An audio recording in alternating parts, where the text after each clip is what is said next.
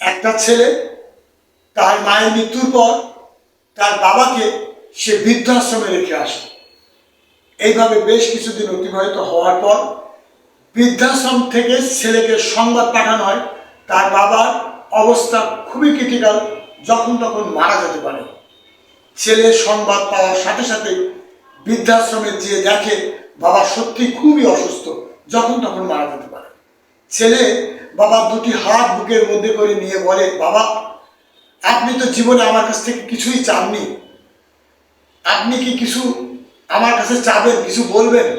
বাবা বলল, বাবু, তুমি এই বৃদ্ধাশ্রমে এসি লাগিয়ে দিও, আর প্রায় ঘরে একটা করে ফ্রিজ দিও, এখানে প্রচণ্ড গরম আর খাবার নষ্ট হয়। ছেলে বলল, অবশ্যই বাবা, আমি আপনার জন্য এই কাজটুকু করব।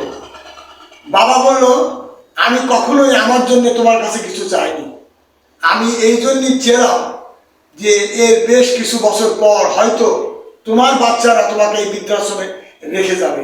আমি তোমাকে অনেক আদর যত্নে মানুষ করেছিলাম, তুমি এখানকার গরম আর খাবারের এই মান তুমি সহ্য করতে পারবে না, তোমার জন্য আমার এখন থেকে বড় কষ্ট হচ্ছে।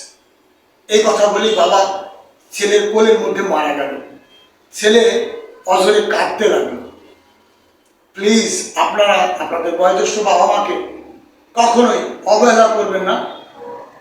বাবা মা ঈশ্বরের রূপ, আপনি দুনিয়ার ঈশ্বরকে কষ্ট দিয়ে উপরের ঈশ্বরকে কখনোই পেতে পারেন না। আবার দেখা হবে।